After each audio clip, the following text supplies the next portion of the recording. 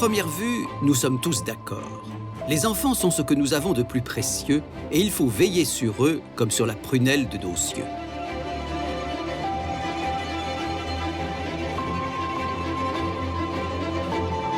Pour un peu, on oublierait que pendant des siècles, les adultes ne se sont guère préoccupés des enfants et qu'ils les considéraient même comme quantité négligeable.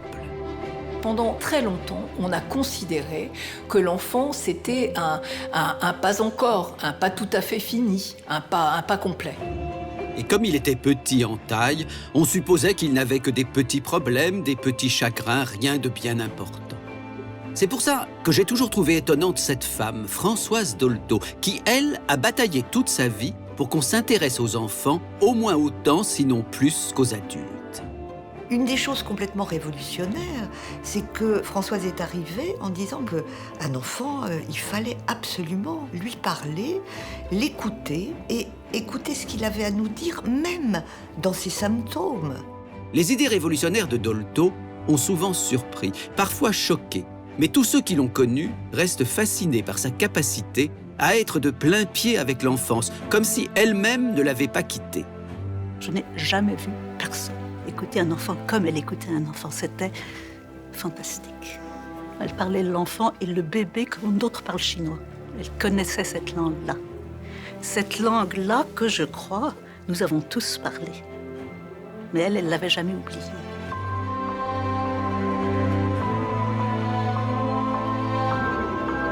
Cette femme, qui parlait la langue des enfants, est devenue célèbre de son vivant. Et quand elle est morte, il y a exactement 30 ans, on a pu mesurer l'importance de son parcours et de son œuvre. La mort de Françoise Dolto, celle que l'on avait surnommée la grand-mère de la psychanalyse, avait 79 ans. Influencée par Jacques Lacan, elle était l'une des meilleures spécialistes de la psychologie de l'enfant. Par ses ouvrages et ses émissions de radio, elle avait su mettre à la portée du plus grand nombre ses méthodes d'approche et de compréhension du monde de l'enfance. Ce n'est donc en rien étonnant que de nombreux lieux accueillant des enfants portent aujourd'hui le nom de Dolto ou fassent référence à elle. Mais connaît-on vraiment cette femme qui a de fait changé le rapport que chacun d'entre nous entretient au quotidien avec les enfants? Dans la façon dont on leur parle, dans la façon dont on les éduque, dans la façon dont on les soigne, il y a un avant et un après Dolto, y compris pour ceux qui n'ont jamais entendu parler d'elle et qui pourtant ne se conduisent pas aujourd'hui avec leurs enfants comme leurs grands-parents le faisaient il y a seulement quelques décennies. Eh bien, c'est ce qui m'a donné envie de faire ce film. Comprendre comment diable Françoise Dolto, que rien à sa naissance ne semblait promettre à un tel destin, est devenue, comme Marie Curie, Simone de Beauvoir ou Simone Veil, une héroïne de notre histoire nationale.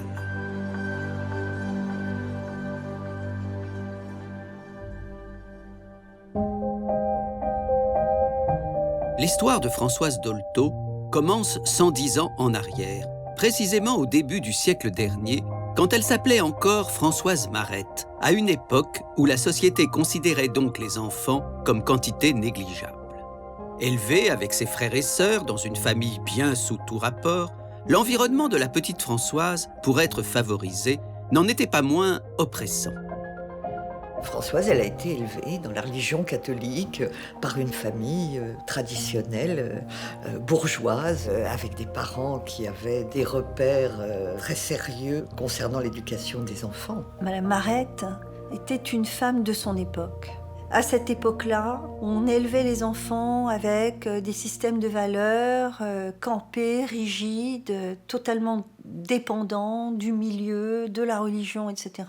On peut comparer un petit peu avec Simone de Beauvoir.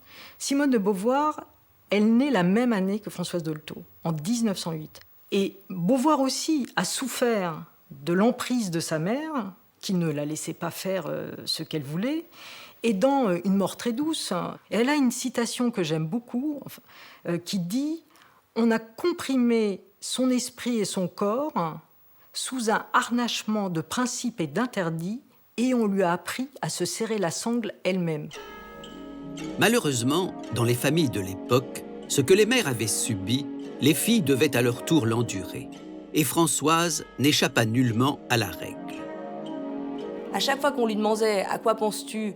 et qu'elle répondait la vérité, en gros, elle se faisait gronder, voire punir, parce qu'elle pensait pas droit, elle pensait pas comme il fallait qu'une petite fille des années 1910 pense. Elle raconte des choses d'enfance qui sont très dures. Une punition chez sa grand-mère où elle a mangé pendant 1 mois, dit-elle, dans une vaisselle qui ressemblait à un pot de chambre, c'est quand même extrêmement violent, avec à côté d'elle sur la table un balai de cabinet et une cuillère en bois.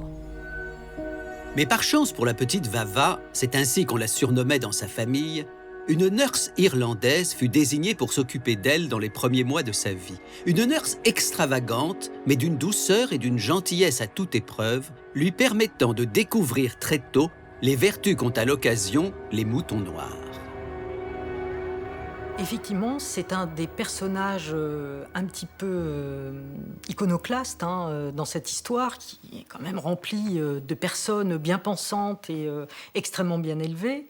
Et justement, la nurse irlandaise est un personnage un petit peu à part.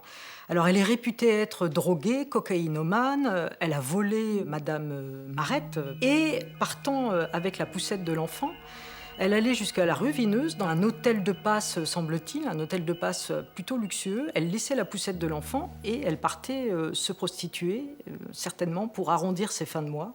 On a découvert le poteau rose et donc on a renvoyé cette jeune fille. Et Françoise dit que c'était tellement important pour elle que sans doute ce qu'elle a été après, cet enfant un peu intenable, tellement fantaisiste, qui remettait plein de choses en cause, qui était un peu iconoclaste comme ça, c'était certainement dû au lien avec cette femme qui était pas du tout conventionnelle et totalement en rupture avec le milieu dans lequel elle vivait.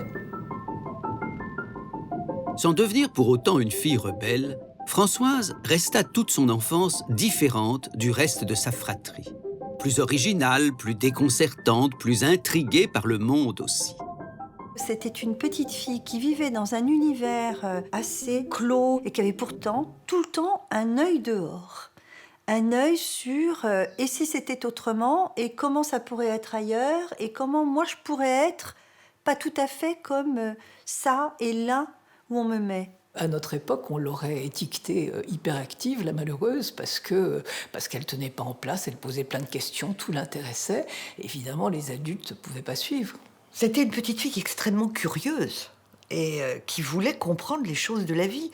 Toute petite, c'était ça qui la préoccupait, de toute évidence. Françoise passait toutes ses vacances à Deauville et dans les endroits chics que fréquentait la bonne société, là où les chapeaux à fleurs cohabitaient avec les canotiers dans un monde en apparence insouciant. Elle aimait jouer, bien sûr, avec les enfants de son âge, mais ce que préférait cette petite fille rêveuse, c'était rejoindre les domestiques à l'office ou papoter avec les cuisinières. Et là, elle observait l'arrière du décor en laissant libre cours à sa vision décalée du monde. Quand, dans la cuisine, elle entend dire les écrevisses demandent à être cuites vivantes, Françoise, qui est une toute petite fille, se dit « Mais pourquoi ils disent ça ? Ça veut dire que les écrevisses leur ont parlé ? Alors ils parlent aux écrevisses ?» Il y a l'histoire de la dame qui a perdu son mari, et puis qui vient, et puis qui est très triste, qui pleure. Et puis quand elle s'en va, la petite Françoise dit « Mais cette dame, elle est bête. Pourquoi elle est bête ? Si elle a perdu son mari, elle a qu'à le chercher, c'est pas ici qu'elle va le trouver. » Donc avec déjà une attirance comme ça pour la polysémie des mots et le sens du langage. L'un des plaisirs préférés de cette petite fille qui jouait avec les mots comme avec les images consistait à être enveloppée par la fumée que les trains laissaient échapper en passant non loin de sa maison. Dans la fumée, j'ai l'impression d'être au ciel, disait-elle à ses parents, perplexes devant son imagination et qui la mettaient en garde. Mais où vas-tu chercher tout ça ? C'est dangereux, une imagination pareille. Ce qu'elle ne comprenait pas quand elle était petite, c'est comment les grandes personnes qui avaient été elles-mêmes des enfants pouvaient à ce point ne pas comprendre les enfants. Et elle dit que c'est de là que lui est venue cette idée d'être médecin d'éducation. Alors on lui avait dit, mais c'était quoi médecin d'éducation ? Elle ne savait pas. Mais elle savait qu'il fallait que ça existe. Elle disait il faudrait un docteur pour soigner l'éducation, pour dire aux parents et aux éducateurs. Elle pensait beaucoup aux professeurs à l'école, très vite. Les professeurs, ils ne savent pas pourquoi je suis triste, ils ne savent pas. Il faudrait que quelqu'un leur apprenne à nous écouter. Donc ça a toujours été son but, avec un point d'appui permanent. son père. Son père qui la soutenait, qui était là, qui était présent. Et son père, en effet, bien moins rigide que sa mère, aimait les livres, la musique, la culture, la vie sociale aussi. Une chance que bien d'autres enfants ne connaissaient pas.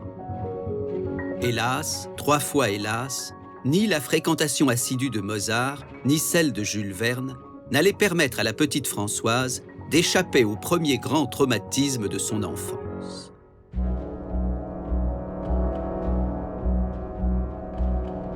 La guerre de 14-18, ce naufrage sanglant dans lequel les adultes sombrèrent corps et âme en entraînant à leur suite leurs propres enfants. Dès le début de la guerre, il y a un discours de mobilisation des enfants très spécifique qui est conçu pour non seulement intéresser, mais faire participer les enfants à l'effort de guerre. C'est vraiment des formes d'injonction morale à bien se tenir, à bien travailler en classe, à prendre sa part dans le grand effort collectif. Et alors, en particulier dans les familles très catholiques, comme c'est le cas de la famille Marette, où il y a en plus cette idée quand même du sacrifice qui est très, très ancré, beaucoup d'enfants sont incités comme ça à participer. Et notamment les filles à travailler de leurs mains, à tricoter. Et c'est le cas de Françoise Marette, qui tricote des écharpes pour les soldats. Et l'intention culpabilisatrice des adultes est indéniable, puisqu'on lui dit si tu ne te dépêches pas, si tu ne tricotes pas assez vite, il y a des soldats qui mourront de froid par ta faute dans la tranchée.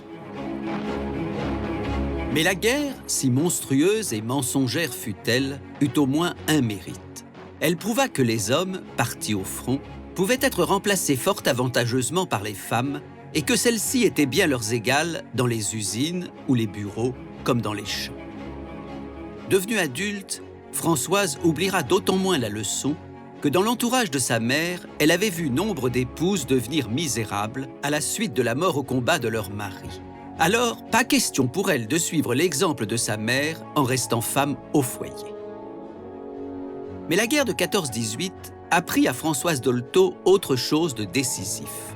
Elle lui apprit que les grandes personnes se débrouillaient fort mal avec les souffrances, la perte, le deuil, et qu'elles sont souvent incapables de dire la vérité à leurs enfants dès qu'il y a un événement qui les embarrasse ou les inquiète.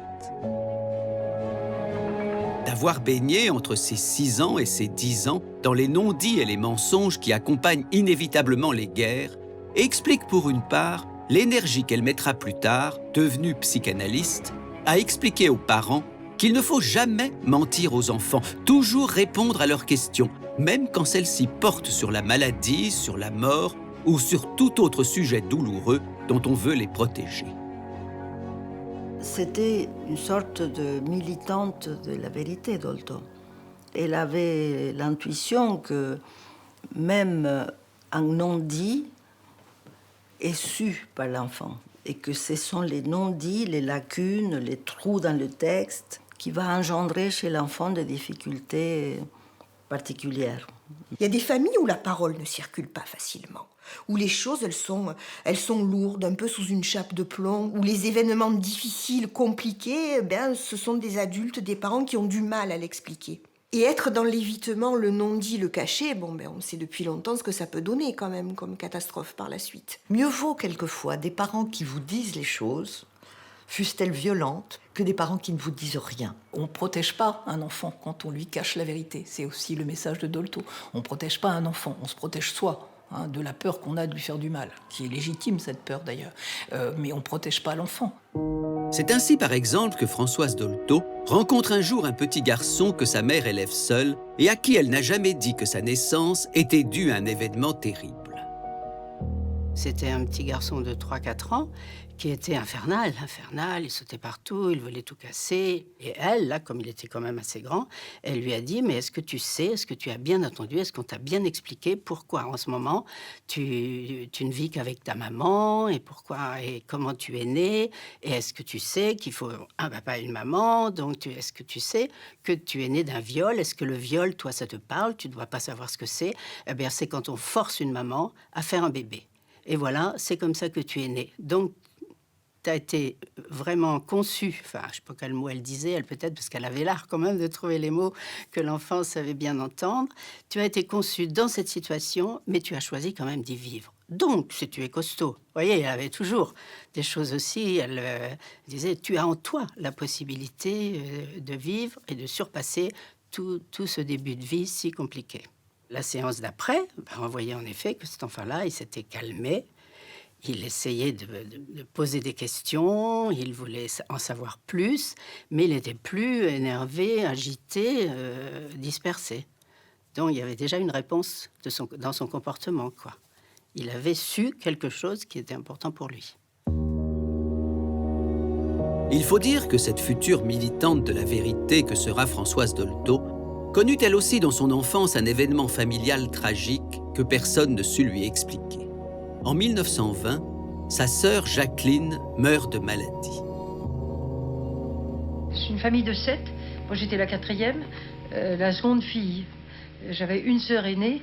Et le drame de la famille, qui certainement est pour beaucoup dans le fait que je suis devenue psychanalyste, même peut-être que sans ce drame, je ne serais pas devenue psychanalyste, c'est qu'elle est morte quand j'avais 12 ans, d'un cancer de jeune.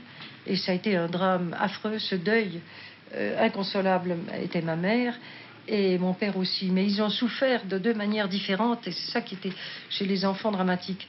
Mon père ne pouvait pas ne pas en parler.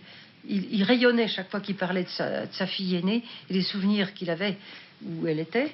Et ma mère ne pouvait pas supporter qu'en prononce son nom, c'était pour elle quelque chose d'affreux de repenser à la mort de cette fille. Et une chape de plomb est tombée sur la famille. La maladie incurable de la sœur Jacqueline est diagnostiquée peu de temps avant la première communion. Et donc, la mère de Françoise Dolto va trouver Françoise la veille de sa première communion pour lui dire « Jacqueline est perdue, seul un miracle peut la sauver. Et ce miracle, seule une prière d'un cœur pur et innocent comme le tien qui, pour la première fois, va communier dans le Christ, peut l'obtenir. » Et Françoise Dolto raconte dans ses souvenirs qu'elle prie de tout son cœur, vraiment, pour demander la guérison de sa sœur, qui n'arrive pas, puisque c'est un mal incurable. L'enfant, lui, comme il se pense tout-puissant, il est au centre du monde, il est capable de tout. Vous savez, les enfants vous disent « Papa et maman se séparent, je suis sûre que c'est à cause de moi. Mon petit frère est malade, je pense que c'est à cause de moi. » Les enfants sont tout-puissants. Donc ils sont convaincus que tout c'est de leur faute, tout est de leur faute. Et Françoise a beaucoup souffert, elle, de culpabilité. C'est peut-être pour ça qu'elle a tellement lutté contre cette idée de culpabilité ensuite, et qu'elle a pensé aussi que si on lui avait parlé plus, si on lui avait dit « Mais attends, la mort de ta sœur, c'est pas parce que t'as pas bien prié Dieu qu'elle est morte. La mort de cette sœur, ça a, on peut dire ça comme ça a endeuillé l'enfance de Françoise. » Après la mort de Jacqueline, Françoise Dolto grandit sans nouveau drame et bonne élève en classe, elle arrive enfin au bac à 16 ans avec toutes les chances d'y réussir. Mais cette fois encore, sa mère se rappelle à son bon souvenir. Pour la mère de Françoise Dolto, une femme bachelière était inimaginable. Elle n'était plus mariable parce que le destin des femmes, surtout dans ce milieu, mais plus généralement, le destin des femmes, c'était, dans le bon ordre, de se marier et d'avoir des enfants, surtout pas dans l'autre sens. Mais Françoise finira par triompher de l'hostilité de sa mère. Elle va passer son baccalauréat. Et après, on lui dit, pour les études à l'université, lieu de perdition pour les jeunes filles dans la tête de sa mère, il faudra attendre tes 25 ans. J'aurais dit je m'installe dans un bordel, que ça n'aurait pas été pire quand j'ai décidé, alors qu'on le savait de longue date, puisque depuis l'âge de 8 ans, j'avais dit que je ferais la médecine. Mais quand j'ai décidé, j'ai dit qu'à 25 ans, personne ne m'en empêcherait, ça a été un Trafalgar épouvantable. Non pas pour mon père, mais pour ma mère, qui pensait que vraiment je pourrissais ma vie, que je devenais une personne complètement hors la loi, une marginale définitive. Dolto va donc attendre plus de 7 ans avant de commencer médecine, s'occupant comme elle peut, notamment en devenant infirmière. Mais le temps est long, très long. Elle ne sort quasiment pas de chez elle. C'est quand même pas si fréquent parce que les jeunes filles de la Belle Époque, elles se sont ménagées quand même des interstices de liberté, elles ont conquis un petit peu de liberté dont ne profite pas du tout Dolto. Et Dolto dit que jusqu'à 25 ans, elle n'a jamais déjeuné ailleurs que chez elle ou chez sa grand-mère. La chose la plus stupéfiante, c'est que jusqu'à l'âge de 24 ans, 25 ans, pas un moment de révolte, pas un sentiment de révolte. Alors, curieusement, pour moi, j'avais tellement de temps devant moi. La vie c'est si long. Qu'est-ce que c'est que 24 ans à côté de 80 ans? Vous avouez que vous avez été malheureuse. Mais je sentais pas. C'est après coup que je me suis dit, c'est curieux d'avoir résisté si longtemps à prendre l'essor. Mais qu'est-ce que j'aurais pu faire? J'avais pas un sou. Vous êtes, c'est vrai, d'une docilité étonnante. Oui, question. C'est presque un défaut chez moi. Pour obtenir un peu de liberté, mais également parce qu'il ne la laisse pas indifférente, Françoise accepte alors de se laisser courtiser par un jeune homme prénommé Edmond. Elle se rapproche également de la famille de celui-ci, et grâce à ces nouveaux liens, elle peut profiter de quelques sorties au théâtre ou au concert, jusqu'au jour où, ne voulant nullement se marier avec celui qui n'est pas l'élu de son cœur, elle est amenée à rompre. La réaction de la mère a été d'une violence étonnante. Elle a traité sa fille de salope, excusez-moi. Elle a dit qu'il n'était plus question qu'elle héberge une putain chez elle. Et elle a refusé de prendre ses repas avec sa fille pendant assez longtemps. Et au bout d'un moment, le père est venu voir Françoise en lui disant « Je crois qu'il vaut mieux que je vais te payer une chambre et il vaut mieux que tu sortes de la maison parce que là ça ne devient plus possible de rester. » Et après, Françoise Dolto apprendra que sa mère pensait en fait qu'elle avait des relations sexuelles avec ce jeune homme et même qu'elle en était enceinte. Et Dolto dit « Mais extrêmement surprise, dit, mais on s'était même pas embrassé. » Avec son départ forcé du cocon familial, une page se tourne dans l'histoire de Françoise Dolto. Elle avait passé 25 ans à regarder le monde de sa fenêtre, elle va pouvoir enfin y vivre. Et son premier acte de femme libre est absolument stupéfiant pour l'époque. Elle décide de commencer une psychanalyse. Elle a lu plusieurs textes de Freud dans la bibliothèque de son père, mais surtout sa propre névrose la fait souffrir. Lors des 3 premières séances, chez le psychanalyste René Laforgue, elle passe son temps à pleurer sans prononcer un seul mot. Mais sa décision est prise, elle continuera sa cure jusqu'au bout. Il y a cette analyse qui va bouleverser votre vie, qui va la changer, la modifier. Qui va tout à fait la modifier, parce que... À quel âge 25 ans. 25 ans. Au moment de la rupture des fiançailles. Il y a une question là que je me pose quand même. Vous passez d'un état de suggestion totale jusqu'à 24 ans, et puis d'un seul coup vous basculez... Non, mais avec la liberté de penser. Oui, avec la liberté de penser. Et mais de vous désirer. Oui, mais vous passez d'un seul coup dans un état de liberté totale, parce que faire une analyse à cette époque-là, à l'âge de 24 ans, c'est quelque chose d'inouï. Donc vous passez de l'état de suggestion à l'état d'extrême liberté. Oui. C'est inouï, en un an. C'est comme le fœtus qui naît. Hein, il passe tout d'un coup de l'enfermement complet, ce pauvre petit dans l'œuf, à la liberté de gigoter. Hein. Belle image. Ah, c'est ça. Dans la France des années 30, où Dolto va enfin s'émanciper, elle commence donc ses études de médecine avec l'idée bien ancrée dans sa tête de s'occuper des enfants qui ne vont pas bien. Ce qu'elle découvre alors la sidère. La société a pris de très mauvaises habitudes avec les enfants. Et le sort qu'elle réserve par exemple à ceux qu'elle juge inadaptés et asociaux est tout bonnement monstrueux. Maison de correction, maison de redressement, bagne pour enfants, un véritable enfer.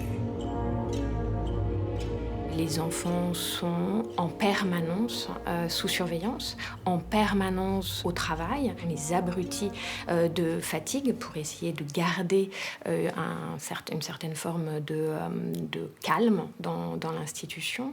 La punition est au cœur de la prise en charge. Donc il y a des mitards, on y enferme les enfants parfois jusqu'à 30, 40, 50 jours de suite, avec très peu de nourriture. Les camisoles de force sont utilisées. Enfin bref, oui, on peut dire véritablement que dans l'entre-deux-guerres, on assiste à une maltraitance institutionnelle pour des enfants qui sont considérés tout de même par la justice comme des petits délinquants, comme des petits vagabonds, comme des enfants qu'on pourrait a priori redresser et corriger.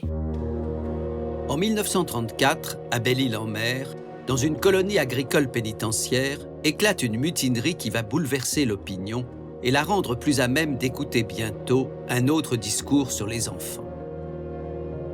Les enfants, en 1934, vont véritablement se révolter. Une injustice qu'ils considèrent de plus, un enfant qui veut manger son fromage avant sa soupe, c'est interdit, on l'envoie au mitard, et ça déclenche une véritable révolte. Les enfants vont essayer de s'enfuir. Mais l'alarme va très vite être donnée et les enfants seront récupérés par les gens du coin qui ont l'habitude d'aller récupérer les colons qui s'évadent. Et d'ailleurs, ils ont une prime de 10 francs pour chaque enfant qu'ils ramènent. Et ce scandale-là, ce moment-là que Jacques Prévert va découvrir, va déclencher véritablement la campagne de presse contre les bagnes d'enfants, avec ces fameux poèmes de Jacques Prévert qui s'appellent La chasse à l'enfant, et où il dénonce le fait qu'on aille chasser l'enfant sur les terres de Belle-Île-en-Mer. Il avait dit, j'en ai assez de la maison de redressement, et les gardiens à coups de clé lui avaient brisé les dents, et puis il l'avait laissé étendu sur le ciment. Bandit, voyou, voleur, schnappant, maintenant il s'est sauvé. Cela étant, si la France des années 30 traite particulièrement mal les enfants asociaux, elle n'est pas plus tendre avec les enfants malades. Et Dolto découvre la réalité des hôpitaux de l'époque. Quand elle est arrivée comme externe dans les hôpitaux, elle a été très étonnée de voir comment on traitait les enfants. Pour les médecins de l'époque, un bébé, c'était un tube digestif. D'ailleurs, c'est comme ça qu'ils l'appelaient. Il fallait le nourrir, il fallait savoir s'il avait de la fièvre, s'il dormait, il fallait le coucher, le reposer. Ils pouvaient rester des journées entières, seuls dans des lits, avec personne auprès d'eux. On n'y allait que pour les soins. Si bien qu'on se retrouvait avec des enfants qui s'effondraient dans une dépression absolument terrible quand ils étaient hospitalisés un peu longtemps. On ne se demandait même pas pourquoi un enfant pleurait. Les bébés, ça pleure. Les médecins ne savaient pas que les enfants souffrent. On les opérait sans anesthésie. Un enfant qui avait une otite, on l'enroulait dans un drap, on ne l'endormait pas et on perçait l'oreille. On opérait les végétations sans endormir. On hospitalisait les enfants, on les séparait de leur mère. Vous savez, les déshydratations du nourrisson. Ça fait 15 jours d'hospitalisation sans sa mère. On rend à la mère après un enfant qui n'est plus le même. Maintenant, on fait des hospitalisations mère-enfant. On comprend que 15 jours dans la vie d'un enfant, c'est énorme sans sa mère. Et c'est récent, ça. C'est vraiment récent. Dolto voulait être médecin et c'était maintenant chose faite. Mais progressivement, elle s'était convaincue d'autre chose, que la psychanalyse qu'elle avait connue elle-même comme patiente et qui l'avait libérée de bien des démons devait devenir son activité principale. Elle rencontre Jacques Lacan, dont elle restera longtemps très proche, et en 1939, elle adhère à la Société psychanalytique de Paris, dont il était lui-même membre. Au contact des enfants qu'elle commence à traiter, Dolto pose en quelques années, notamment dans sa thèse sur la psychanalyse et la pédiatrie, les bases théoriques de ce qui orientera toute sa pratique. Elle reste bien sûr freudienne, mais prolonge l'œuvre du maître. Freud, il avait écouté ces malades, s'étant aperçu que la médecine qu'il avait appris, la neurologie qu'il avait appris ne suffisait pas à les guérir. Alors il s'est mis à les écouter. Et c'était la psychanalyse qui a commencé comme ça. En écoutant ses patients, il lui est venu l'idée que ça commençait dans la petite enfance, tout ça. Et puis, Françoise Dolto, elle a été dans le jardin où les petits-enfants étaient. Elle s'est mise à écouter les petits-enfants, à jouer avec eux. Freud ne l'avait pas fait. Elle était plus loin. Malheureusement, comme en 14-18, la grande histoire a décidé de ne pas la laisser tranquille. À 31 ans, comme des millions de Français, elle va connaître une seconde guerre mondiale, et cette fois l'occupation ennemie avec son lot supplémentaire d'horreur. Dolto reste à Paris et continue d'exercer son métier, tentant d'alléger comme elle peut les nouvelles souffrances que les hommes s'infligent et infligent aux leurs.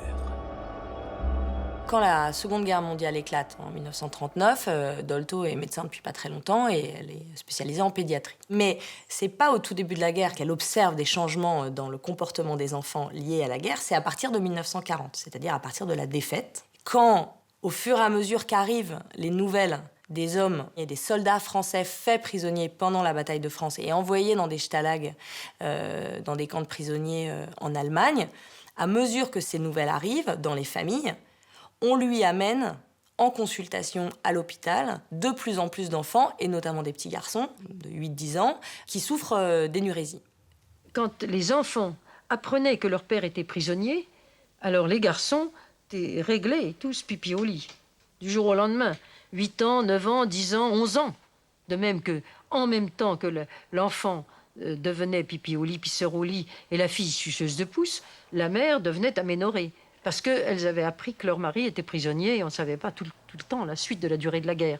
Alors, tous ces effets dans le corps de gens qui acceptaient l'épreuve sur le plan des sentiments et des affects, mais qui avaient ce dysfonctionnement de leur corps, ça ne pouvait pas ne pas faire réfléchir un psychanalyste.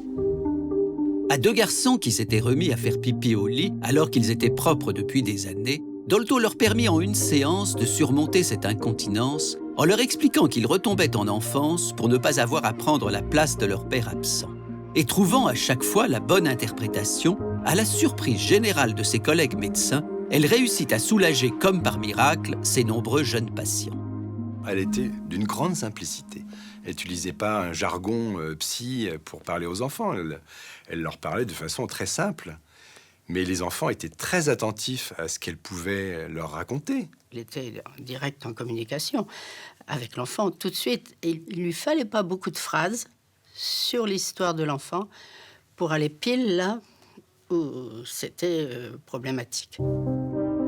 Très vite, Dolto se fit une réputation de magicienne. Puisqu'elle réussissait à écouter le corps des enfants comme s'ils parlaient, cela ne pouvait être que de la sorcellerie. Ce qu'elle expliquait, elle, c'est que tout est langage.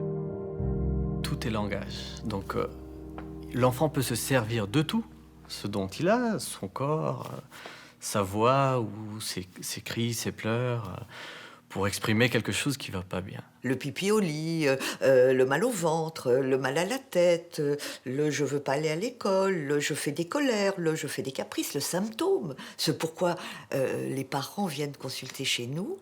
Eh bien, le symptôme, il dit quelque chose. Il nous pose une question. Françoise Dolto prenait jamais... comment vous dire, elle prenait jamais les manifestations de l'enfant pour argent comptant. Elle essayait toujours de se demander, et c'est ça la psychanalyse, pourquoi c'est là, quel sens ça a, et puis comment ça s'est fabriqué, un truc comme ça. En commençant à frapper les esprits dans le monde de la médecine, Dolto ne se fit pas seulement une réputation de magicienne, elle se fit aussi une réputation de zinzin, car elle n'hésitait pas à s'adresser non seulement aux enfants en âge de parler, mais même aux bébés.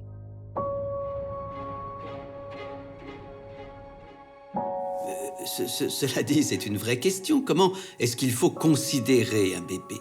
Un bébé, il est à considérer comme un bébé, mais comme un petit qui peut comprendre les émotions dont vous lui faites part. Beaucoup de gens disent, mais au début, ils ne comprennent pas la langue qui leur est donnée. Ils comprennent toutes les langues au début. Ils comprennent la langue vraie du cœur. Ce que veut leur communiquer cet adulte qui se sent responsable d'eux.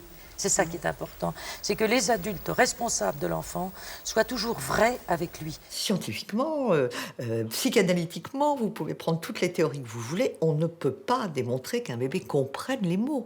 Mais ça n'est pas ça l'important. Et ce que disait François, c'est qu'il faut lui parler, en tout cas, le remplir de ces mots-là pour que lui sache qu'il existe. Mais les enfants ne comprennent pas les mots. Bien sûr, mais ils vivent tant du sens qui leur est communiqué que des sonorités et du ton de la voix avec lequel il leur est parlé. Ce sur quoi Françoise pariait, et qui est maintenant un pari quand même que beaucoup de gens font, c'est la soif de communication du bébé. Et si vous voyez un bébé qui sort du ventre de sa mère, il est dans une demande de la présence de l'autre.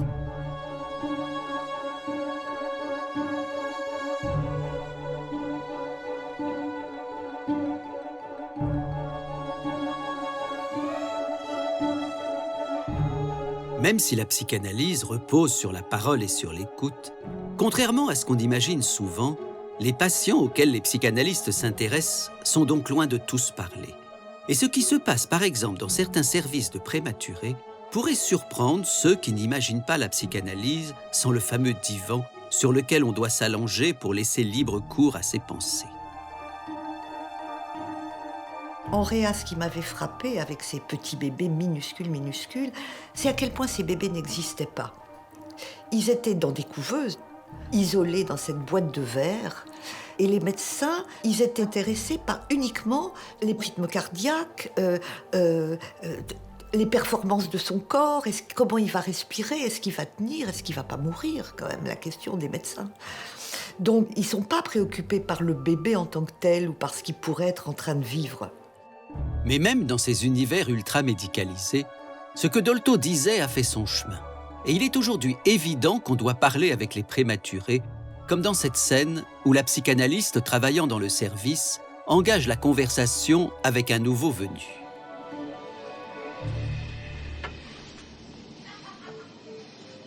Bonjour Thomas. Mais oui, je te vois très bien.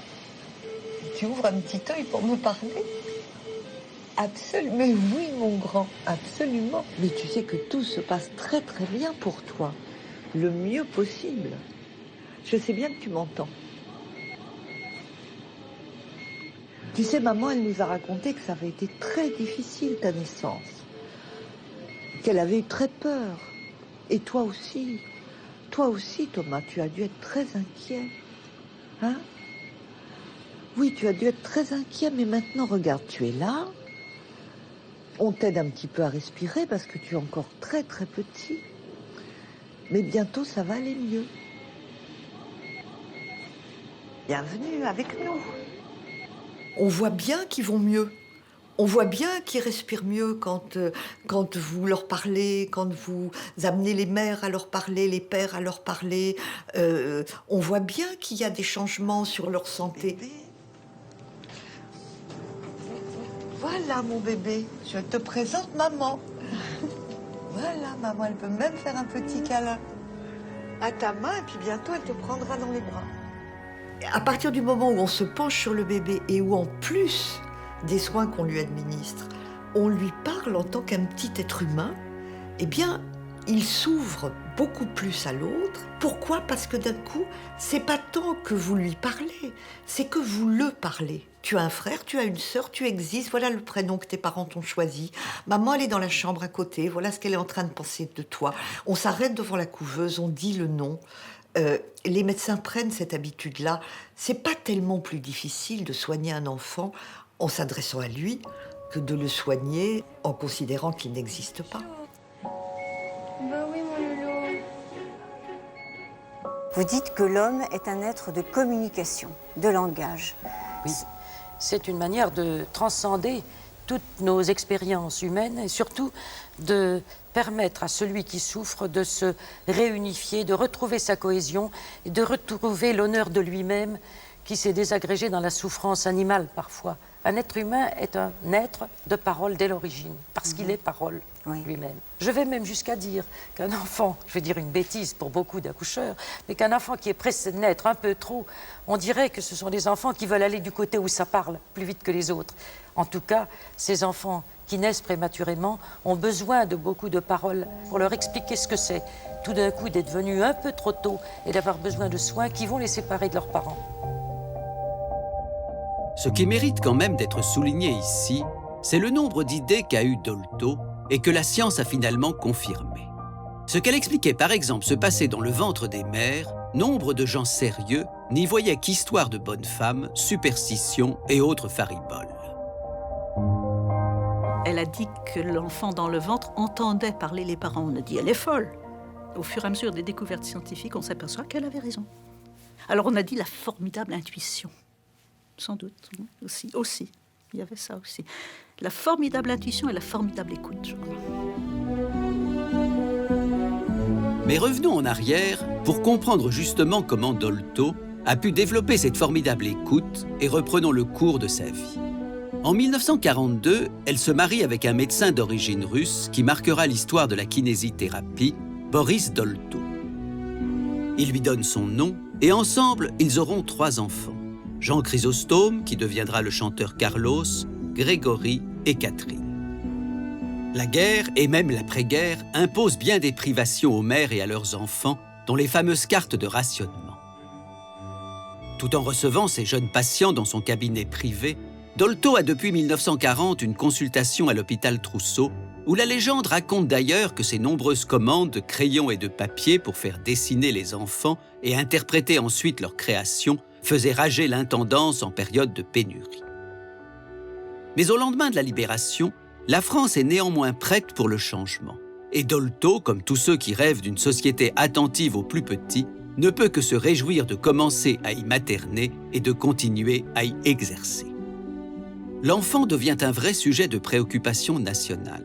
Et la question de savoir comment le protéger dès sa naissance donne lieu à des discours aujourd'hui désuets, mais empreints de bons sentiments. Un des premiers soucis a été de préparer la jeunesse à jouer le rôle de parents et d'éducateurs que le pays attend d'elle. Dès l'école primaire, les jeunes élèves, chez qui l'instinct de pouponner est spontané, reçoivent un enseignement de puériculture élémentaire. Par ailleurs, des écoles de puériculture ultramodernes forment des infirmières spécialisées, des assistantes sociales, des sages-femmes. L'enseignement méthodique de la puériculture n'est-il pas déjà l'une des premières et des plus efficaces protections de l'enfance? Dans ce contexte de l'après-guerre, Dolto était complémentaire de gens qui ont eu à défendre l'idée que les ravages de la guerre avaient à voir avec la manière dont on traitait les enfants et que pour lutter contre la sauvagerie humaine des adultes, il fallait peut-être commencer par se dire que les enfants eux-mêmes étaient d'abord des humains et pas d'abord des petits sauvages. Les courants de la pédagogie qui, à ce moment-là, quand même, ont fleuri, c'est Freinet, Montessori, Korjak. Et on était aussi dans la mouvance qui était en train de se mettre en place des droits de l'enfant. En effet, Dolto constate avec plaisir qu'une des premières mesures que prend le gouvernement provisoire de la République concerne les enfants. C'est l'ordonnance du 2 février 1945 sur l'enfance délinquante qui marque un véritable changement d'orientation. On va bien dire dans le préambule de l'ordonnance de 1945 qu'il faut d'abord s'intéresser à l'enfant, à qui est l'enfant, plutôt qu'à l'acte qu'il a posé. Avec cette idée que ces enfants, on va devoir les comprendre, les connaître, les observer pour pouvoir ensuite les traiter. Et donc ça ouvre la porte à toutes les sciences du psychisme. Les psychologues, les éducateurs arrivent sur la scène en 1945. Les juges des enfants arrivent sur la scène en 1945. C'est un métier qui n'existe pas auparavant. Cette porte ne mènera plus à des prisons. Le bagne d'enfants est mort. Comme à Saint-Maurice, dans ce centre qui pourra servir d'exemple aux autres, on ne parle plus de châtiment, mais de rééducation. Saint-Maurice est le résultat des récentes mesures qui ont changé l'orientation du problème de l'enfance délinquante.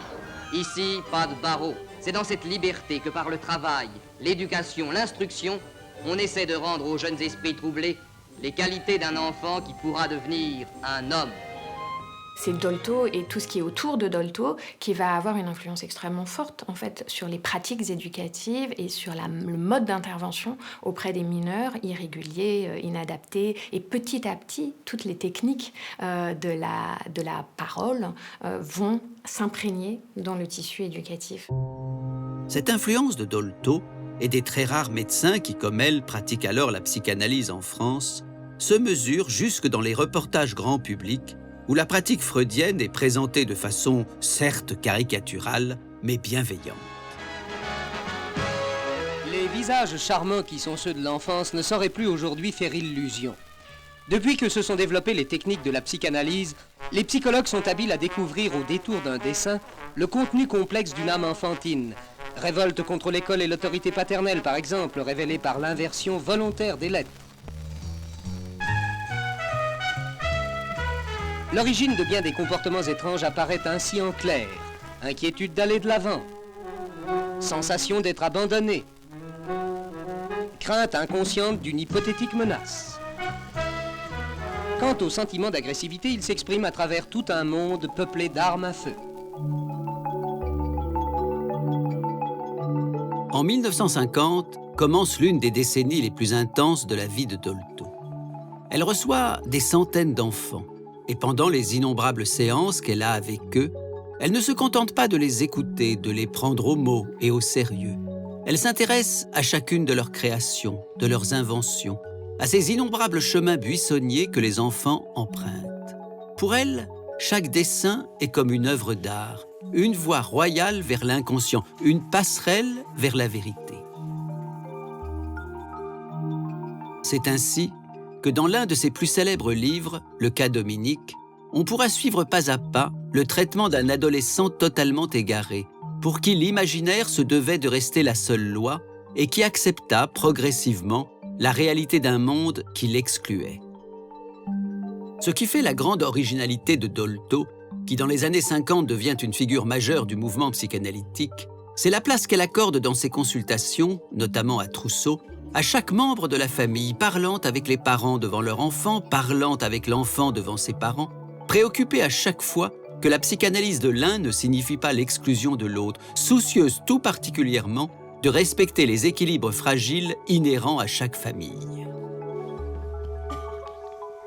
Elle écoutait l'enfant, mais elle donnait aussi une place à la parole de la mère, à la parole du père et même à la parole des frères et sœurs s'ils souhaitaient la rencontrer. L'enseignement de Dolto, c'est qu'il faut comprendre quelle est bien sûr l'histoire de cet enfant depuis qu'il est né, mais il faut aussi savoir qui est ce père, qui est cette mère et qu'est-ce qui pèse sur chacun d'entre eux de leur histoire familiale, quelle a été leur propre enfance, leur histoire, mais qu'est-ce qui s'est passé dans les générations d'avant, parce que, si vous voulez, la transmission de l'inconscient, c'est un peu comme des valises qu'on se repasse de génération en génération. Il y a des valises qui sont très lourdes, qui n'ont jamais été ouvertes. Dolto ne voulait jamais engager une cure analytique si un des parents, notamment le père, n'était pas d'accord. Parce qu'elle ne voulait pas introduire sa présence au sein d'une famille pour créer un conflit majeur. Elle supposait que si le père n'était pas d'accord, il avait peut-être ses raisons qu'elle ignorait et que si elle s'introduisait dans la vie de ce couple par le biais d'être l'analyste de l'enfant, ça pouvait causer beaucoup de dégâts. Vous savez, la place d'un enfant dans la famille, c'est très important.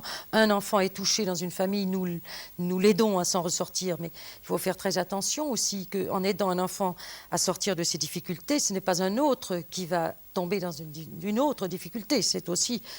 Un être humain n'existe pas tout seul, il existe en relation avec les autres.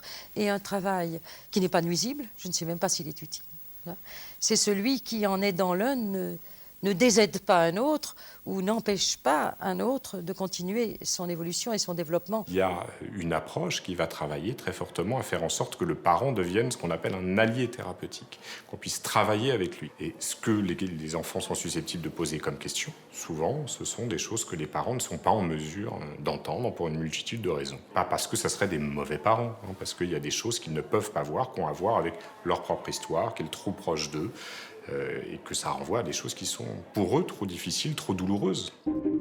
Françoise Dolto racontera par exemple l'histoire d'une petite fille de 5 ans qui piquait des colères inexpliquées et uniquement avec sa mère qui n'arrivait pas à lui parler. J'ai montré cette petite fille, elle était très jolie, très bien, 5 ans, jolie comme tout, des boucles comme ça, une petite robe, très à l'aise dans la vie, très bien dans sa peau. Mais dans une petite manche, il n'y avait pas de bras. Dans une petite manche, il y avait une petite main. Mais avec l'autre bras, elle était très habile, elle faisait tout ce qu'elle voulait. Aucun problème. Françoise Dolto, avec le côté très direct qu'elle avait, elle dit, écoute, je savais pas que tu n'avais qu'un bras. On me l'avait pas dit que tu avais une petite main à la place d'un bras. Chut, faut pas le dire, maman le sait pas. Ah bon? Ah bon? Dit toujours, ah bon, maman le sait pas. Ah bon? Donc on fait entrer la maman. Et tout de suite, Françoise Dolto lui dit directement, madame, je ne savais pas que votre fille avait une petite main à la place d'un bras, on ne me l'avait pas dit. La mère devient blanche, hystérique. Faut pas le dire, la petite le sait pas. Et la mère prend une colère absolument terrible. Comment vous osez dire ça devant elle? Elle le sait pas. Alors Françoise se tourne vers la petite fille et lui dit, écoute, ta maman, tu comprends, elle est bouleversée. C'est la première fois qu'on lui dit. Elle avait une sorte de douceur, de rondeur, et en fait, elle n'avait aucune complaisance. Enfin, je veux dire, elle mettait toujours son interlocuteur au pied du mur, quoi. Voilà. Elle racontait pas des bobards et elle n'acceptait pas que les gens se racontent des bobards. Et j'ai moi-même été quelquefois étonné parce que dans ses réponses, je la trouvais quelquefois très dure. Moi, je pensais qu'elle allait arrondir les angles et qu'elle disait, mais vous vous trompez complètement. Elle était capable de dire ça aussi. Hein, bon. Je dirais qu'elle était quelquefois brusque. Oui. Parce que c'était tellement évident pour elle qu'elle croyait que l'interlocuteur allait comprendre tout de suite aussi vite qu'elle. Il y a des parents qui l'ont trouvée brutale. Parce qu'en effet, elle n'a pas pris de gants pour leur dire, écoutez, non, vous ne pouvez pas faire ça. La petite fille qui a qu'un bras, il faut lui en parler. Ouais.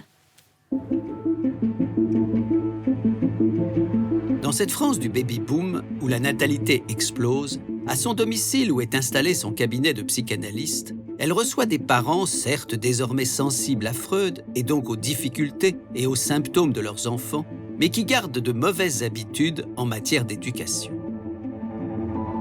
Dolto met un point d'honneur à ne juger personne, se contentant d'aider ceux qui viennent la consulter à ouvrir des portes jusque-là fermées. Mais ces portes fermées, Dolto veut que les enfants soient d'accord pour les ouvrir. Elle veut qu'ils restent des êtres libres dans son bureau comme à l'extérieur. Et pour s'en assurer, elle a une idée révolutionnaire. Leur demander un paiement symbolique, à l'occasion un simple caillou comme ceux qu'on jette à l'eau.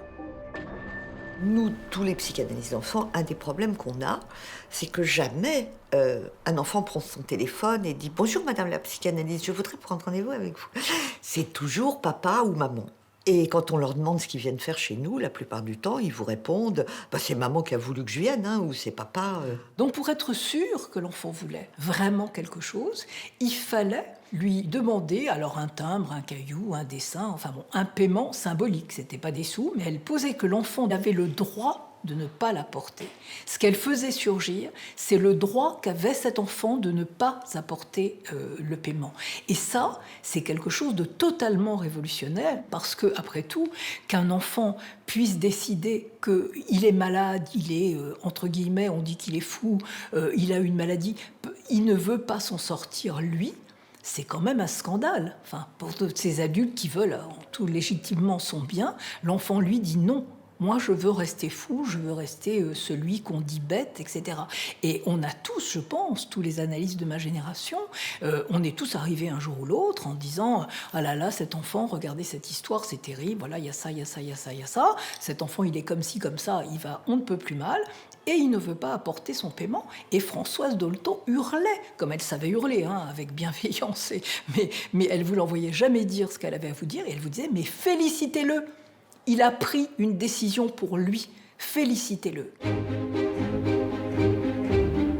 Dans la vie de Françoise Dolto, le début des années 60 est marqué par un événement inattendu. Le Premier ministre, Georges Pompidou, nomme le Benjamin de la famille Marette, Jacques, ministre des Postes et des Télécommunications. Et l'une des premières décisions de celui-ci est la création d'un service spécialement chargé de répondre aux enfants, envoyant des lettres au Père Noël. Et à qui fait-il appel pour écrire la carte-réponse du vieil homme en rouge? À sa sœur, Françoise, qui devient ainsi la première secrétaire du Père Noël. Elle disait qu'elle croyait au Père Noël, mais de ce point de vue, moi je peux dire que d'une certaine façon, j'y crois aussi. Le Père Noël, c'est pas un mensonge. Le Père Noël, c'est une invention poétique pour raconter quelque chose qui existe, qui est l'amour des gens qui entourent l'enfant et qui l'aiment, notamment de ses parents. Il y a des adultes qui disent, en analyse, on m'a toujours menti, on m'avait raconté le Père Noël. Mais si on creuse, c'est pas le Père Noël qui a un problème. C'est qu'on leur avait pas dit comment on faisait les bébés, c'est qu'on leur avait pas dit que leur grand-mère était morte. Donc dans un contexte total de mensonge, le Père Noël, évidemment, c'est un mensonge de plus. Mais dans une famille où on parle aux enfants, c'est extrêmement joli, l'histoire du Père Noël. Quand je l'avais vu, le Père Noël, c'était pas de la vraie barre parce que c'est du coton.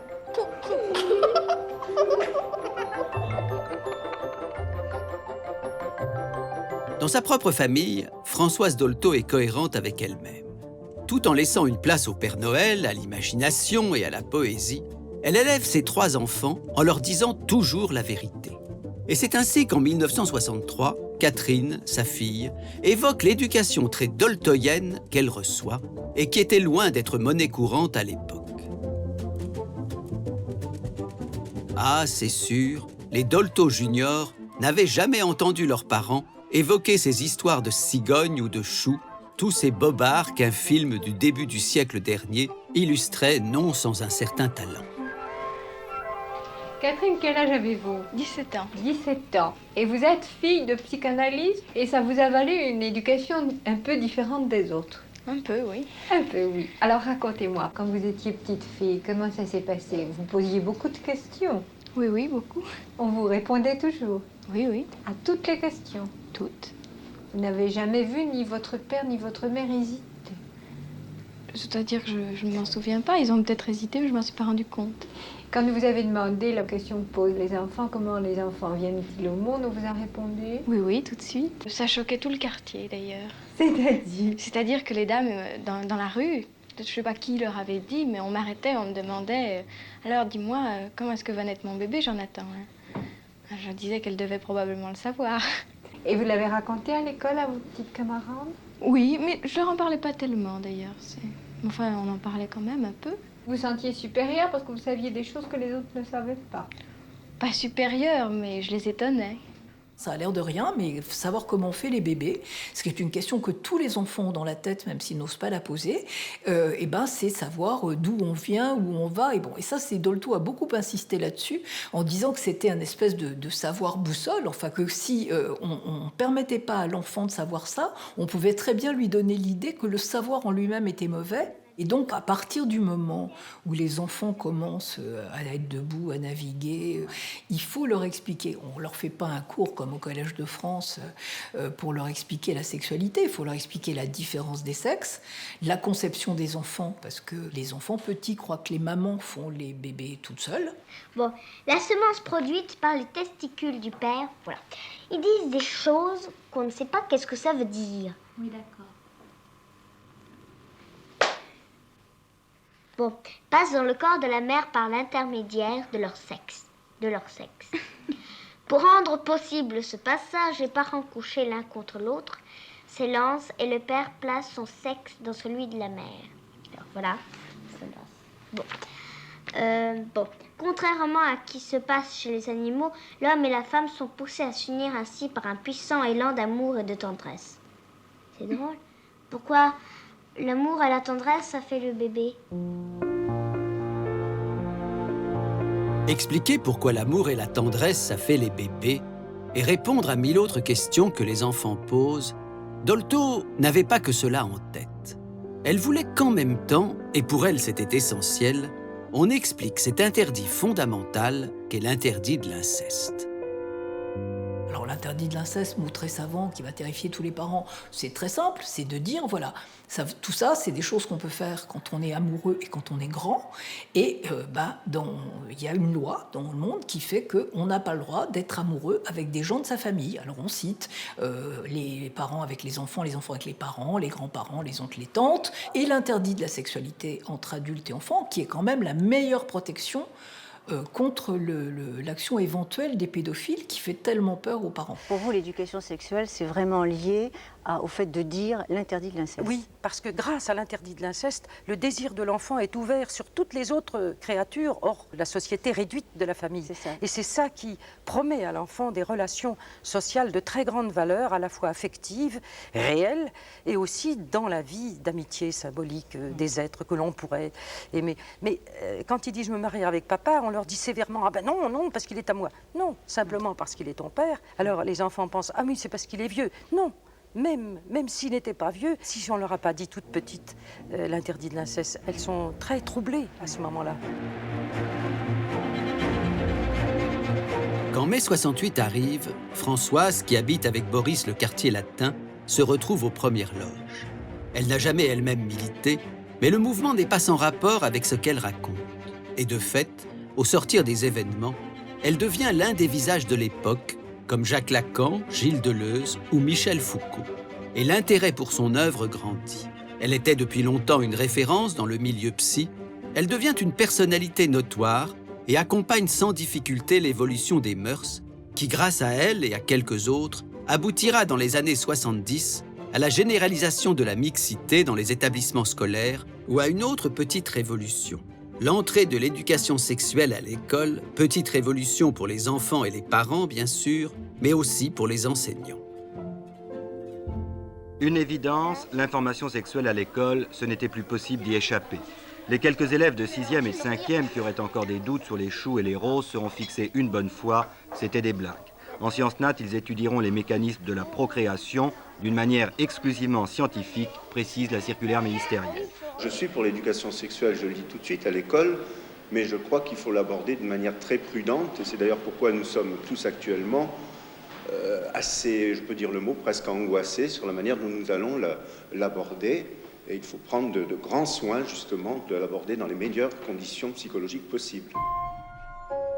Même si la société évolue dans le bon sens, Dolto n'en poursuit pas moins ses efforts, continuant d'expliquer inlassablement que la sexualité ne doit pas être le continent noir de l'enfance, qu'il ne faut jamais renoncer à mettre en mots ce que l'enfant devine ou découvre, y compris quand il tombe tout à coup sur ce qu'il n'aurait pas dû voir, comme par exemple ses parents en train de faire l'amour, situation évidemment perturbante.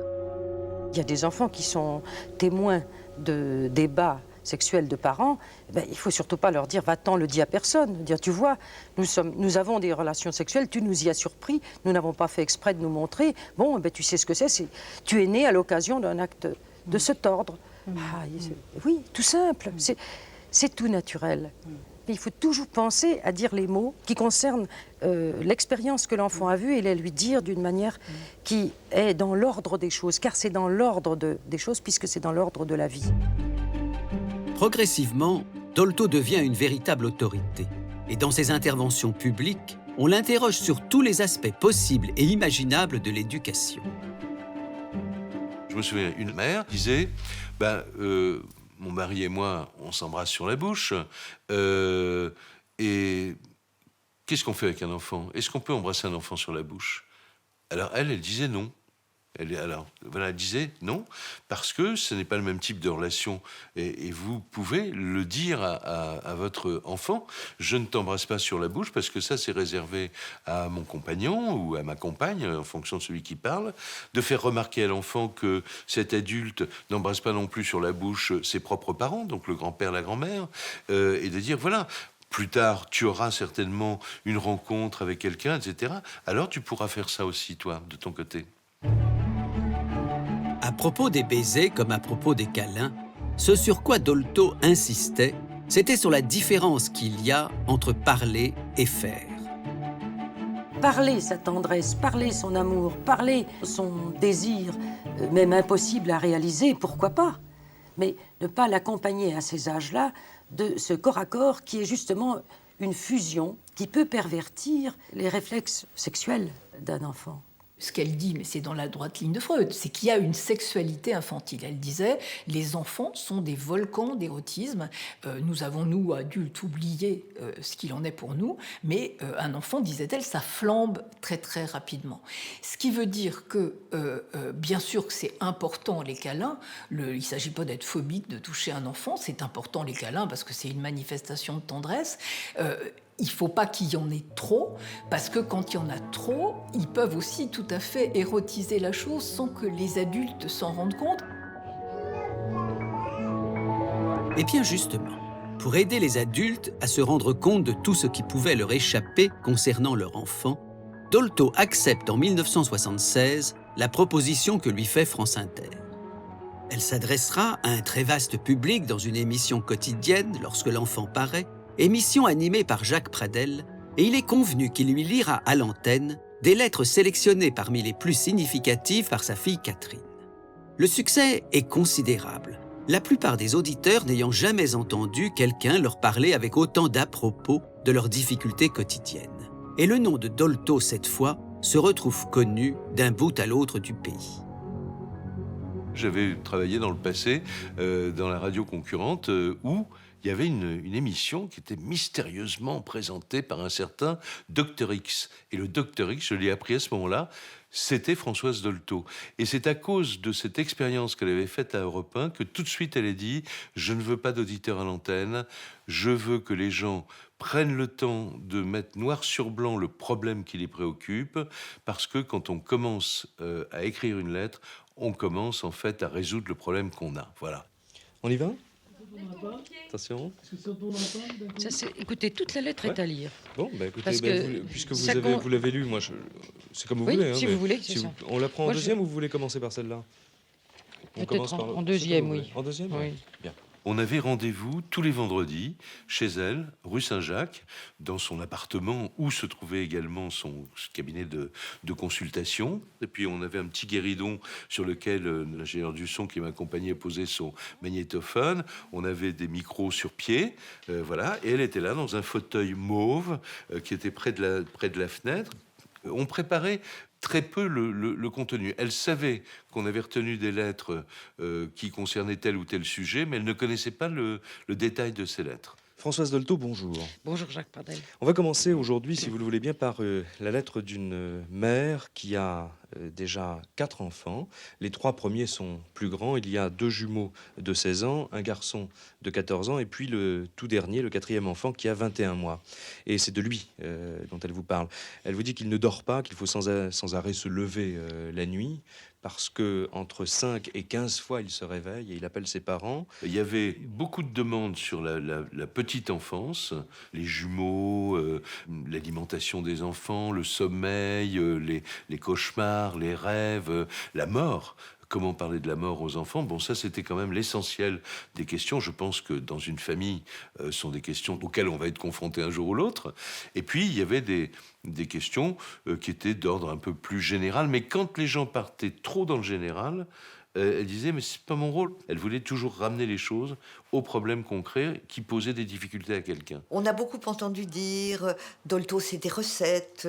Dolto, elle dit ce qu'il faut faire. Dolto, les gens l'appliquent comme un cataplasme. Mais non, elle n'était pas du tout comme ça. Nous avons reçu, comme ça, des lettres successives de gens qui nous disent ça a été épatant ce que vous avez dit tel jour, nous avons pu l'appliquer et ça a transformé l'ambiance de la maison.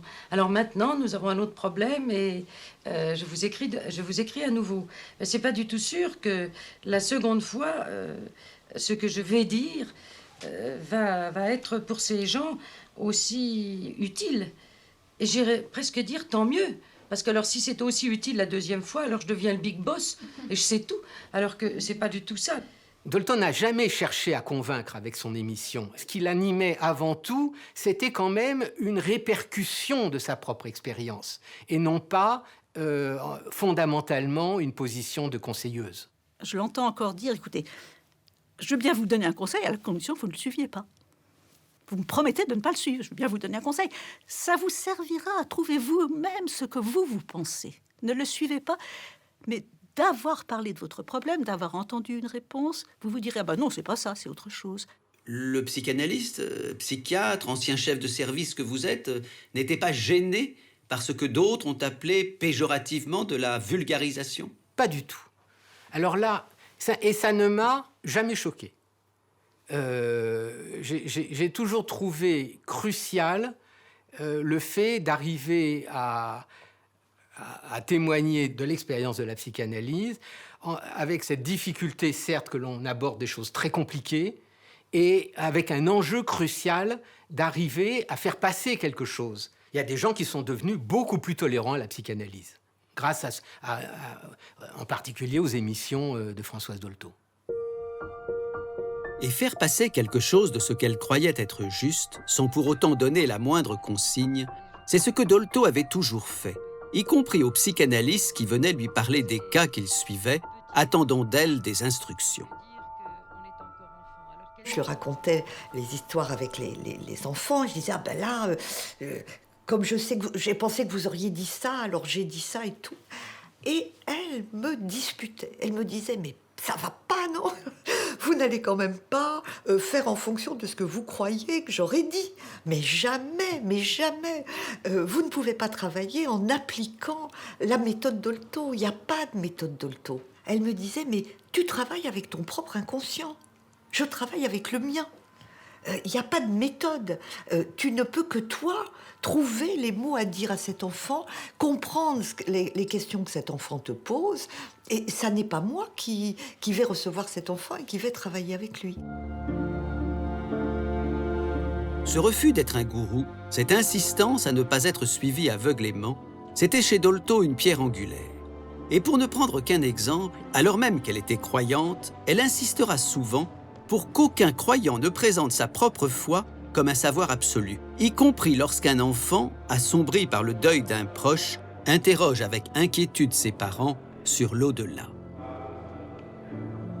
Françoise disait, l'important c'est de dire à un enfant qu'on a une idée parce qu'on se l'est faite, mais que ce qui se passe après la mort elle-même, on n'en sait rien.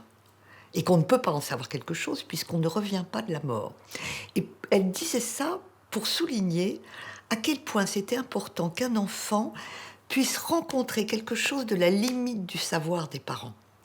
Ne faites pas semblant, les éducateurs, d'être dans une position de je sais tout, parce qu'il faut répondre aux enfants pour calmer leurs angoisses. Ça n'est pas forcément du tout la bonne position. Il faut aussi pouvoir se montrer, les psychanalystes disent, se montrer castré. On peut dire, il faut aussi pouvoir se montrer modeste pour que les enfants puissent se construire leurs propres idées sur le monde. Dolto était comme ça. Elle comprenait les plus petits des êtres humains mieux que personne, mais elle ne cherchait jamais à leur en imposer. Paraphrasant Sartre, elle aurait pu dire qu'elle était une femme faite de tous les enfants et qui les valait tous et que valait n'importe qui.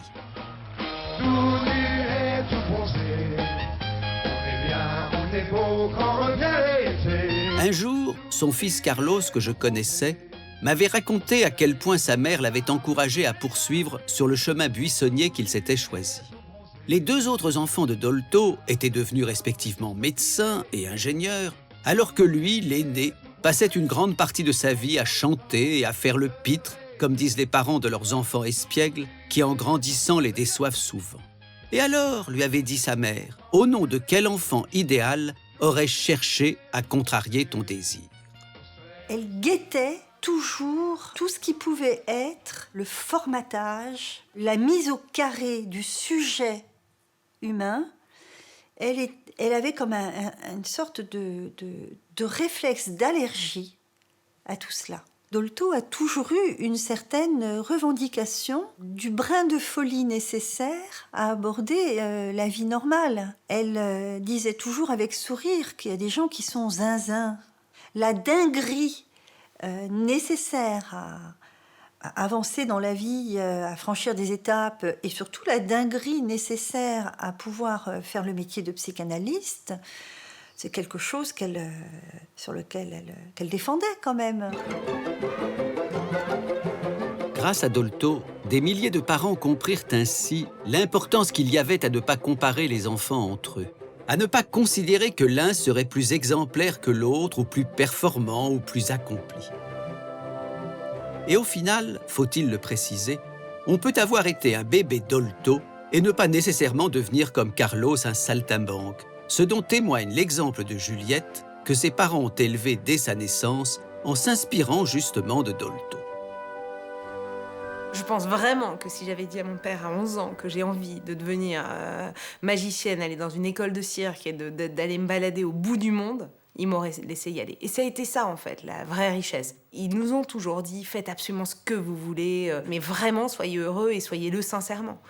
Au même titre qu'ils nous ont toujours incités à nous dire, mais soyez avec un homme, avec une femme, avec qui vous voulez. Enfin, ils ont été toujours dans cette ouverture-là d'esprit. Et d'ailleurs, si j'avais été Carlos, ou en tout cas, si j'avais une vie un peu différente de celle que j'ai aujourd'hui, qui est une vie extrêmement rangée, je suis sûre qu'ils auraient été hyper heureux. En fait, on peut être un enfant Dolto et faire de longues études et être ultra rangé. Et dans mes amis, j'en ai plein que j'ai depuis très longtemps, je suis probablement une des plus rangées.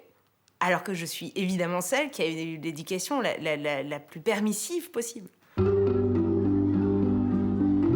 Refusant les dictates de la normalité, il n'est pas surprenant que Françoise Dolto, tout au long de sa vie, ait témoigné d'une particulière affection pour les enfants qu'on dit différents parce qu'handicapés, à commencer par ceux qui sont sourds. Elle ne voulait surtout pas que les entendants se croient supérieurs, et elle vantait sans cesse les mérites de la langue des signes. Ce qu'elle peut dire de la langue des signes vient s'inscrire dans le grand respect qu'elle a des enfants et de cette soif à les tirer vers le langage qui aide, qui structure tout. La langue des signes, elle est opérante immédiatement pour le jeune enfant, pour le bébé. Elle vient immédiatement s'adresser à lui, comme le langage oral lui adresse de la symbolique, le signe lui adresse une symbolique, lui parle de lui, de la vie, de ses parents, met des mots en gestes sur ce qu'il est en train de vivre, sur ce que ses parents sont en train de vivre. Violette. Oui, c'est bien.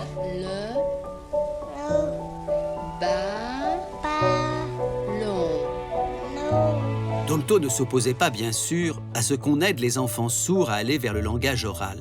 Mais elle voulait d'abord que l'on prenne en compte leur singularité, sans leur demander en permanence de s'adapter à une norme sur le mode « puisque tout le monde entend, toi aussi tu n'as pas le choix, il faut que tu entendes comme les autres ». Rentrer dans le rang, ressembler à tout le monde, fonctionner comme tout le monde, être opérant et rentable et producteur comme tout le monde, c'est quand même quelque chose d'extrêmement puissant. La singularité, le différent, le truc qui cloche, l'anomalie sur laquelle on viendrait se pencher, respecter, voir avec l'autre ce qu'il a envie d'en faire lui, comment il a envie d'être considéré là-dedans, c'est pas dans l'air du temps du tout, quoi. Pas dans l'air du temps aujourd'hui, et pas non plus dans l'air du temps à l'époque où Dolto menait ses combats. Mais ces combats, s'ils étaient ceux d'une femme qui préférait que les enfants ne marchent pas au pas, n'impliquaient pas qu'ils deviennent pour autant des marginaux. À la fin des années 70, dans beaucoup de familles, la situation a radicalement changé, notamment parce que les femmes sont beaucoup plus nombreuses à travailler, ce qui impose à la société de repenser par exemple le mode de garde des enfants. Où est-ce que tu manges à midi? Chez mamie. Ta maman ne peut pas faire le manger à midi, elle travaille. Puis maman, quand elle est en retard, c'est papa qui fait le manger. Dans ce lien social chamboulé, Dolto veut que les plus petits trouvent leur place, qu'ils deviennent des citoyens à part entière, et pour cela, elle se met à imaginer un lieu révolutionnaire, un lieu qui ne ressemblerait à rien de ce qui se faisait jusqu'alors, et elle réussit finalement à le créer en 1979 à Paris, lui donnant un nom inattendu, la Maison Verte. Pour elle, c'est l'œuvre ultime de sa vie, la création de la Maison Verte. Elle y pensait depuis très très longtemps et elle disait qu'un lieu comme celui-là, il en fallait un par quartier. Si ce lieu s'est créé à ce moment-là, c'est qu'on a senti qu'il y avait une nécessité par rapport aux mutations sociales qui provoquaient des phénomènes d'isolement de plus en plus grands, l'éclatement aussi de la cellule familiale au sens classique où on l'entend, qui générait des familles monoparentales, et que cette problématique de l'isolement peut avoir des effets sur le développement psychique de l'enfant. Il y en a un nombre considérable en France, mais il y en a dans l'Europe entière, il y en a pas mal en Amérique latine, il y en a maintenant en Chine aussi. Je veux dire, ça s'est vraiment essaimé de manière considérable. Le principe fondamental de la Maison Verte, qui en près de 40 ans a fait des centaines d'émules, comme ici, à la Maison des Petits, au 104, lieu atypique à la croisée de l'art et de l'innovation, le principe fondamental qu'imagine Dolto est surprenant. Demander à ceux qui s'occupent habituellement de l'enfant de rester sur place, ce qui est l'inverse de ce qu'on leur demande dans tous les lieux, crèches ou écoles, où l'enfant est conduit les premiers temps de sa vie. T'es venu avec ta maman? Oui. Tu viens jouer? Oui. C'est ni une crèche, ni une halte garderie. Donc précisément, on n'y dépose pas son enfant. On reste avec son enfant. Et donc, si l'enfant se socialise en présence de son parent, avec la sécurité de ses parents, il va avoir un rapport à la socialisation beaucoup plus sécurisé. Et très souvent, ce qu'on va voir, c'est l'enfant rester d'abord dans le giron maternel, et puis pris par la curiosité de découvrir le monde, de découvrir d'autres enfants, de découvrir d'autres jeux, aller progressivement en se socialisant. Ce qu'il y a de tout à fait original, nous avons voulu faire ici, c'est que les enfants ici jouent avec d'autres enfants, avec d'autres adultes, fréquentent d'autres adultes, jamais séparés dans l'espace de la proximité de leurs parents.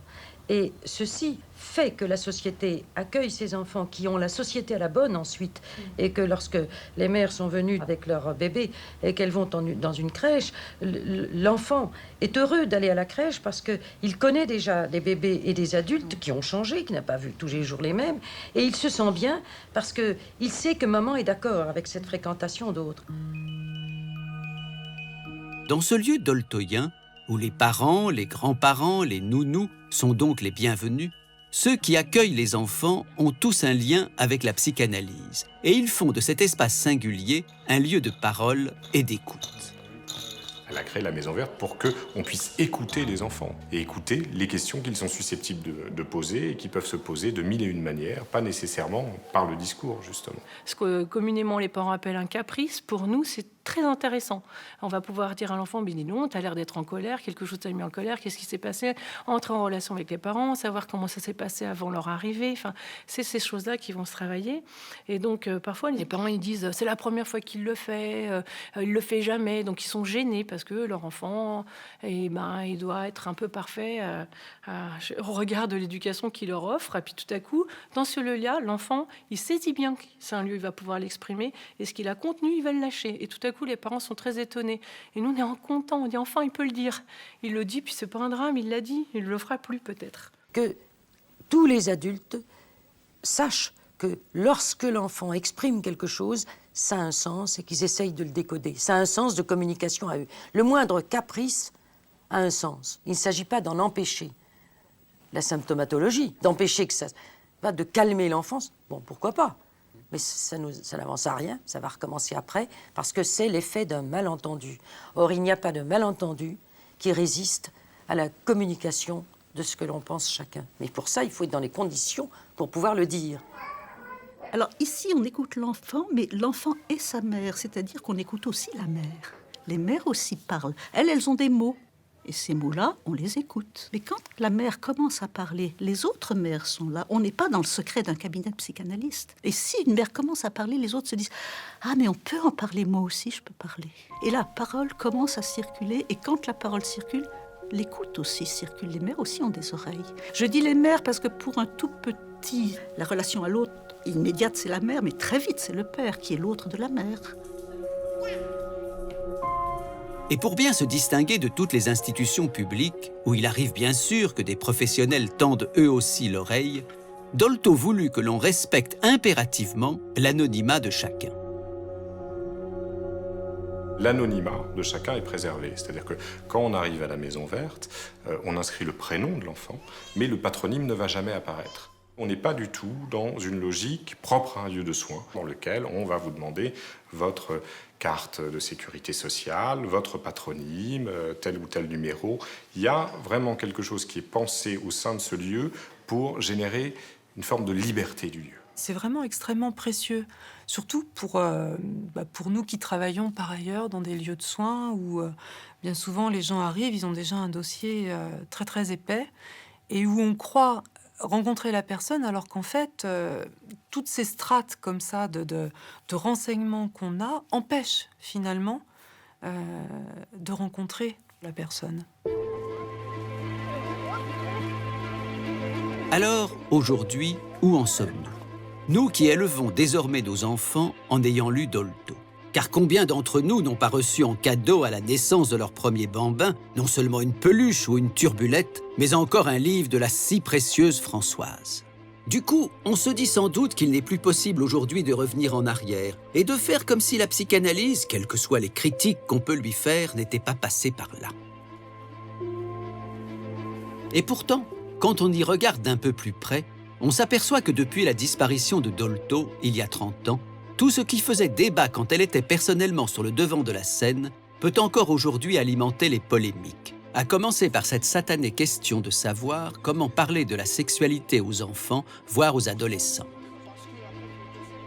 Même s'il n'y a plus personne pour exiger qu'on raconte à l'école que les bébés naissent dans les choux, d'autres sujets diagnostiqués épineux permettent à l'obscurantisme de garder ses couleurs, comme si les enfants, et même les adolescents, n'étaient jamais assez grands pour entendre la vérité.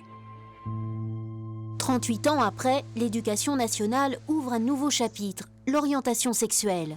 Ils ont 16 ans et ils découvrent leur manuel de biologie de classe de première. Parmi les thèmes abordés, l'hermaphrodisme. Maintenant, on est vachement tolérant parce que même dans Secret Story, il y avait un hermaphrodite. Non mais c'est vrai. Hein. J'ai appris beaucoup de choses déjà, mais il y a rien qui me choque, à part l'image un peu, mais c'est pas tragique. ce n'est pas du goût de tout le monde. 80 députés UMP ont demandé le retrait pur et simple de ces manuels scolaires. L'orientation sexuelle dans un livre qui est donné à des garçons et des filles qui n'ont pas encore eu toujours leur première expérience personnelle, je crois que ce n'est pas une matière à mettre dans un bouquin. À Dolto elle-même, on fait aussi des critiques. Tout repose sur un reproche majeur qui revient en boucle et qu'une expression a immortalisé, l'enfant roi. Dolto aurait contribué à faire de l'enfant un petit tyran domestique dont les exigences laisseraient les parents désemparés.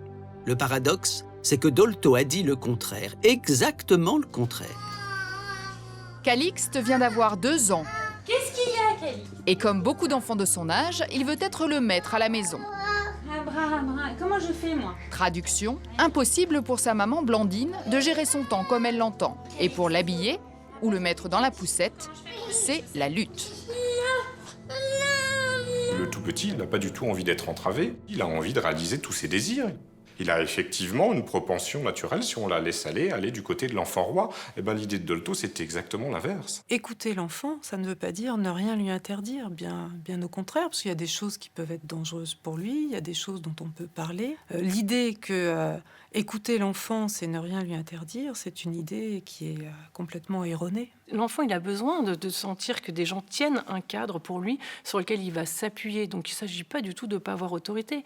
Mais ça, c'est un dévoiement, c'est une mauvaise lecture de Françoise Dolto, et malheureusement, parce que c'est pas du tout ce qu'elle disait. Mais de pouvoir dire à l'enfant, ce que tu dis, c'est valable, on peut l'entendre. Mais ça ne veut pas dire que la parole de l'enfant, c'est parole d'évangile.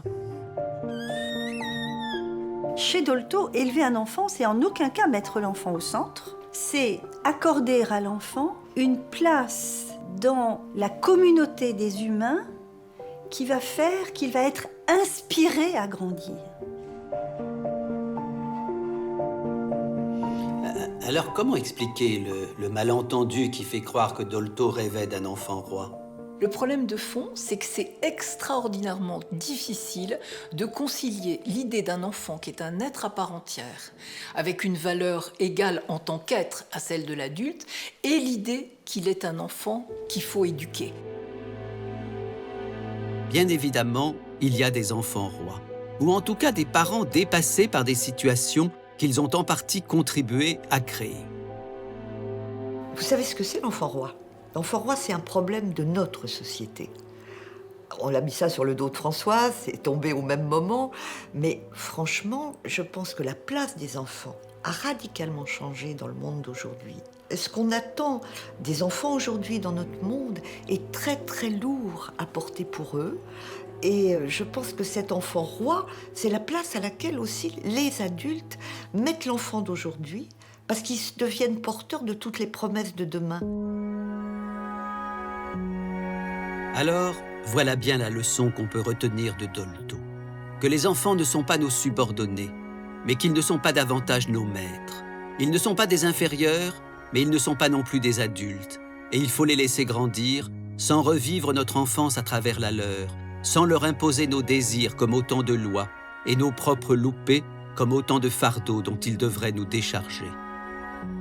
Parce que nous les aimons beaucoup, nous devons prendre les enfants tels qu'ils sont. Nous ne connaîtrons jamais toutes les idées bizarres qui traversent les petites têtes brunes, blondes ou rousses. Mais n'essayons pas pour autant de pénétrer à l'intérieur de ces petites caboches pour y mettre de l'ordre. L'enfance est le moment de la vie où les êtres humains sont peut-être les plus grands, parce que les enfants n'acceptent pas le monde tel qu'il est, et qu'ils en rêvent un autre, bleu comme une orange, rouge comme le ciel et vert comme le soleil. Pendant 80 ans, Françoise Dolto a rêvé comme eux, et notre société, grâce à elle, est devenue un peu plus drôle et un peu plus tendre.